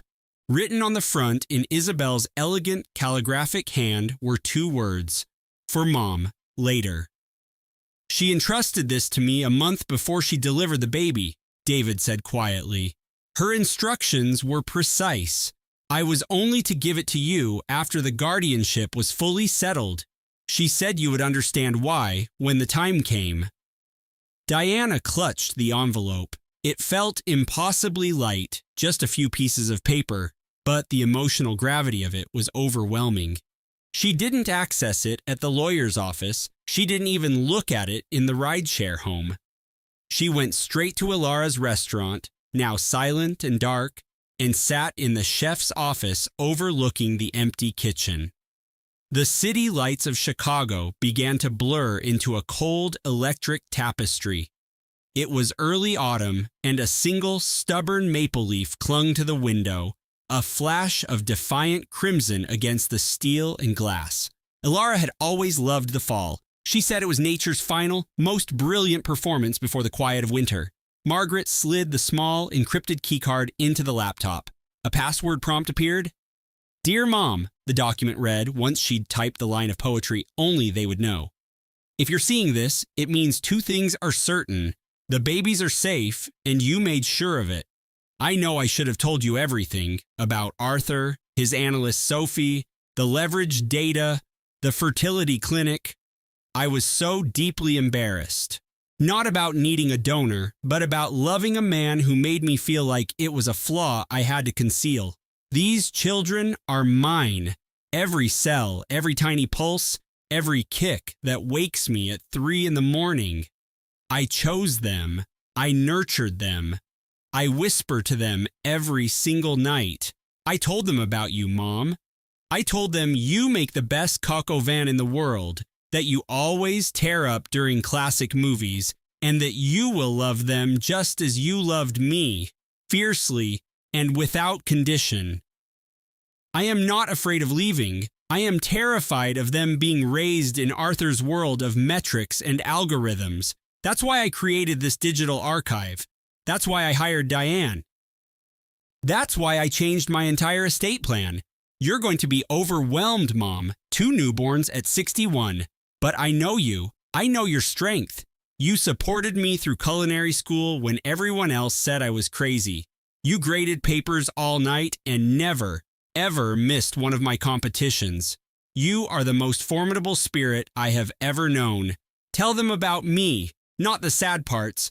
Tell them I loved vintage cookbooks and terrible action movies, and that I always oversalted the first test batch of any new soup. Tell them I miss them with every breath. I miss them. I love you, Mom. Now go be their grandmother and their mother and their whole world. Your Ilara. Margaret held the printed pages on her lap, the crisp paper cold against her fingers. Her daughter had formatted the text like one of her elegant menus, the chef in her demanding perfect presentation, even in her last goodbye. She placed the letter in her handbag next to the encrypted keycard, next to her wallet, next to a small book of poetry. She would carry it with her forever, not because she was afraid of forgetting, but because it was the closest she could come to feeling her daughter's hand on her arm. She stood up. She splashed cold water on her face from the industrial steel sink in the prep kitchen. She dried it on the sleeve of her coat. In the polished chrome of a refrigerator door, she saw her own reflection. Dark hair, Ilara's hair. She walked back to the rooftop terrace overlooking the city. She stood there for a moment. The wind coming off Lake Michigan rustled the ornamental grasses in their planters. A hawk cried somewhere above the skyscrapers, a streak of brown against the bruised purple sky. You saved them, Ilara, Margaret whispered. From this high up, you saved your own children. She ran her hand along the terrace railing, the metal cool from the evening air. She let her fingers trail there, then she walked toward the elevator. Arthur was waiting downstairs. Sophie was waiting. The twins were in the town car with the new nanny, a woman named Helen, 58 years old, a retired nurse recommended by a colleague. Kind face, calm demeanor. Finn had fallen asleep against Helen's shoulder not 5 minutes after they were introduced. Margaret slid into the back seat. She fastened her seatbelt. She looked at the 2 infant carriers, 2 tiny faces. Noah was starting to wake, his eyes fluttering open, dark eyes looking right at her. Margaret smiled for the first time in what felt like a lifetime. A real smile, not a performance of strength for others. It was genuine. She nodded to the driver. The car pulled out into the downtown traffic. The neon signs of the theater district were glowing against the buildings, vibrant and electric and stubbornly alive. 6 months later, the brownstone in Lincoln Park felt transformed. Not in an obvious way, not like a renovation changes a home, but in the way a garden changes with the seasons. Slowly, fundamentally. The same structure, the same foundation, but new energy in every room. Margaret had converted Ilara's home test kitchen into the nursery, painting the walls a warm saffron yellow, her daughter's favorite color, the color of paella and turmeric and the morning light that streamed through the windows at 6:30 a.m. She kept the essential equipment, the gleaming steel prep tables and the sub-zero freezer, but the space was now soft, warm, the color of a new beginning. She had rehung Ilara's framed culinary awards in the hallway, every last one. The James Beard, the Michelin stars, the magazine covers. She added new photographs beside them, the twins at 1 day old, 1 week old, 1 month old. A new legacy growing alongside the old one.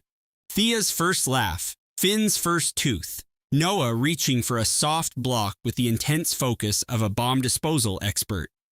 Ilara's recipe journals, stored in the library, had come back to life. Margaret spent her evenings there.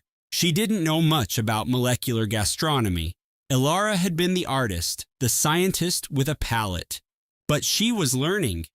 She read Ilara's notebooks, another collection filled with her daughter's precise handwriting, this one about emulsion techniques and sous vide temperatures, and which salt worked best with seared scallops. The complex diagram for a deconstructed bouillabaisse was still on a whiteboard. Margaret saw it as a sacred text. Liam pleaded guilty to securities fraud in a deal arranged by his high-powered legal team. He received 3 years of house arrest, a ruinous financial penalty, and a permanent ban from the tech industry. His data analytics firm was dismantled, its assets sold off. The board of the city's largest tech incubator requested his immediate resignation. His name, once a staple in tech journals and on conference speaker lists, now only appeared in court records and archived articles about his downfall. Catherine Vance, Arthur's mother, stopped answering his calls. Not out of sympathy for Ilara, nor out of any moral outrage, but because the scandal had poisoned the family brand. Catherine cherished her social standing the way a diver cherishes oxygen. It was essential, non-negotiable. Her son had made the Vance name a cautionary tale. Sophie vanished. She sold the sleek Lincoln Park condo Liam had, arranged for her with company funds. The money was returned to the estate during the settlement. She moved to Seattle, a new start, or at least a new setting. She sent Margaret one email 3 months after the sentencing. "I am so sorry. I know how little that means."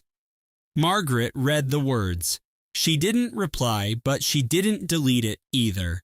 She left it in her inbox, a small digital artifact, a reminder that people are complicated, that remorse has many faces, that the woman who helped ruin her daughter's life was also the one whose testimony helped her daughter's children find freedom.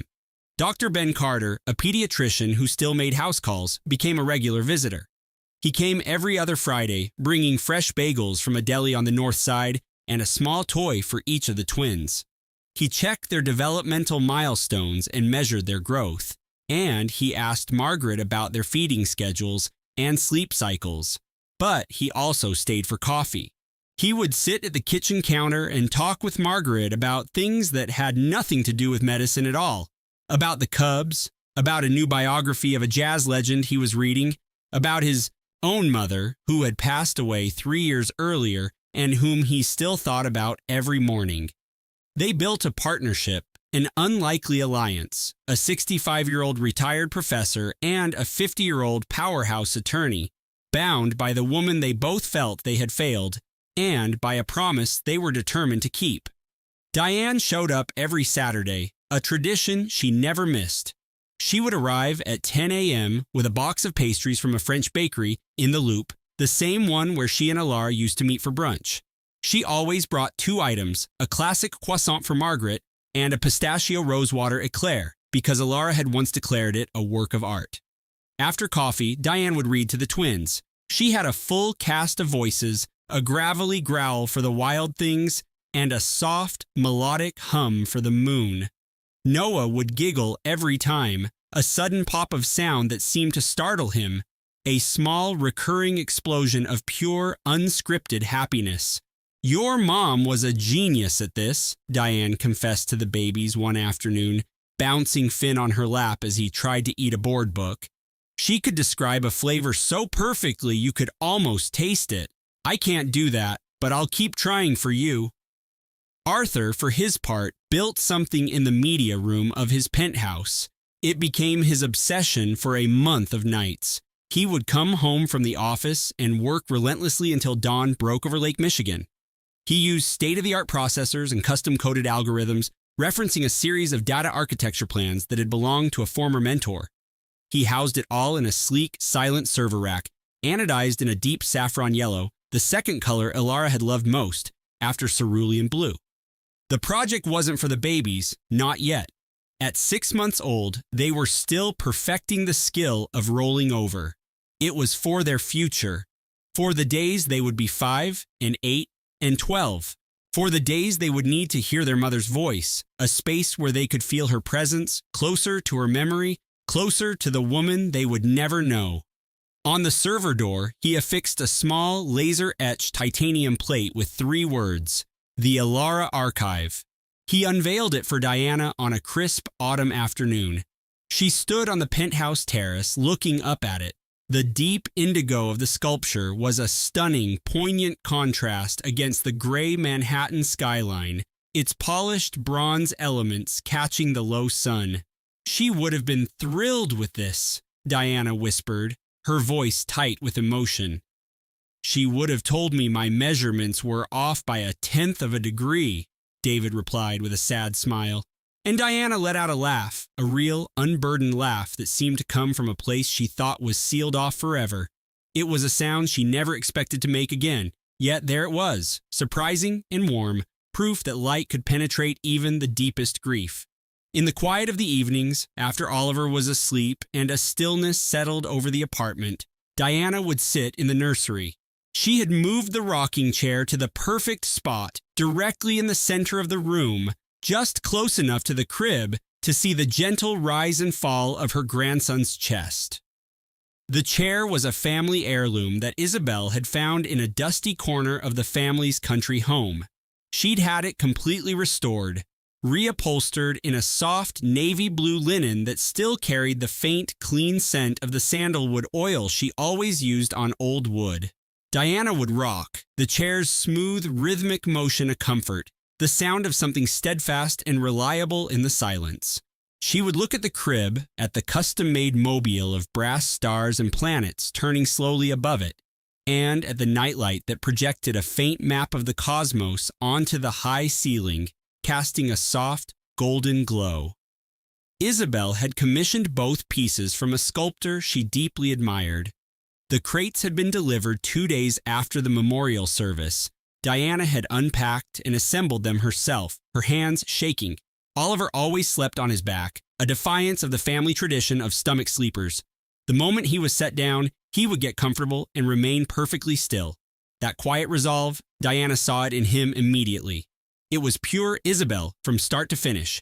He slept peacefully, his small hands resting on his chest as if in deep thought. His eyelids would sometimes flicker as he dreamt. At only 4 months old, Diana marveled at what his developing mind was processing. Feelings, most likely. The warmth of being held, the taste of his bottle, the steady beat of a heart against his ear. He was the more serene of the 2 of them, the more patient. He waited for his bottle. He waited for his diaper to be changed. He waited for the city noise outside to quiet down, and only then would he let out his own tiny sound. It was never a demand, not a complaint, but a simple declaration. "I am here. I am ready when you are. Diane sat in the rocking chair, her gaze fixed on the gentle rhythm of their breathing. Two perfect little beings, here because of medical science and a mother's iron will. They were the result of a woman's fierce refusal to accept that the family she dreamed of was impossible. She knew how the world would spin this tale: a tech mogul, a treacherous husband, and a quiet betrayal that became the talk of Boston's venture capital circles. A life extinguished far too soon, but that version missed the point entirely. The true story was about a mother who loved her children with such incredible foresight that she built them a digital fortress before the first stone was ever thrown. A woman who discovered encrypted ledgers, secured private servers, rewrote her company's bylaws, and drafted an unassailable trust. She meticulously prepared for the worst-case scenario while, in the same breath, she was picking out wallpaper for the nursery and humming to the two tiny heartbeats she carried. The real story was about a mother who waged her final battle in absolute secrecy and claimed her victory from beyond the grave. Diane stood up and moved to the window, looking out at the city lights glittering across the harbor. The sleek, modern sculpture in the garden stood as a dark shape against the lit-up brownstone wall. The small garden itself was asleep for the winter. She reached for the vintage brass compass on the windowsill. She'd found it in a box from Isabel's home office, the same one Isabel kept by her monitor, its needle always steady, its face luminous in the dark. A symbol of true north. Diane opened the glass cover. On the cool slate gray wall above Julian's crib, she traced the outline of a tiny, faint star with her finger. She did the same above Clara's. Two small, invisible marks. A grandmother's hand could never have the certainty of a mother's, but the intention was there, a permanent prayer whispered against the calm gray walls. She closed the compass and set it back on the sill. She would keep it there for the day the twins were old enough to understand its meaning, for the day they were ready to find their own way. A look at the clock. 11:45. A new day was about to begin. She knew she had to rest, to conserve her strength. She had two 6-month-old infants who would be awake at 5:30, asking for bottles and comfort and all the love she had to give. And she would give it, every last bit of it, every morning, every night, every feeding, every diaper change, every bath, every lullaby, every fall, every first step, every bad dream. She would give them everything because that was the mission Isabel had left for her, and because that was who Diane was, who she had always been, who she would be until her last breath. She started to hum, a soft, classical piece that Isabel had adored, one that Diane's own mother had played for her on the piano when she was a little girl. A melody that connected 3 generations of women. No lyrics, just the sound of pure love echoing through time. The twins continued to sleep. The small orb-shaped nightlights cast a warm amber glow. The townhouse was silent. Outside, the first real stars started to emerge above the steel sculpture, with its clean lines and its silent promise of future wonders and shared laughter, and a joy that was still just a seed, but one that would certainly grow, in time. She had 2 of everything in her life now, 2 little mouths to feed, 2 destinies to nurture, 2 hearts that were beating in this world because Isabel's was not. And Diane, at 65 years old, with her silver hair and her weary eyes, felt fiercely, profoundly, and tenaciously alive. She would not trade a single second of it, not for anything in this world or the next. This story shares a singular truth that no one can ever take away. Love does not end when a life does. A mother's love codes a legacy that outlasts her. It creates a blueprint that guides her children long after she is gone. It protects the family she can no longer embrace. If this story connected with you, if it made you feel something real, we ask you to please consider one simple action. Tap the like button. Leave us a comment and tell us what part of the story meant the most to you. Share this with someone who could use a reminder of their own lasting power. And if you're new here, please hit that subscribe button and turn on notifications so you never miss another narrative like this. Your support is what allows us to exist. Every like, every comment, and every share gives us the encouragement to keep creating, to keep telling stories that matter, stories that stay with you long after the video ends. Thank you for staying with us until the very end. You are the reason we do what we do. This content was thoughtfully researched, written, and manually edited by our team to bring you meaningful stories and valuable perspectives. All individuals and events are fictional, created for the purposes of entertainment and inspiration.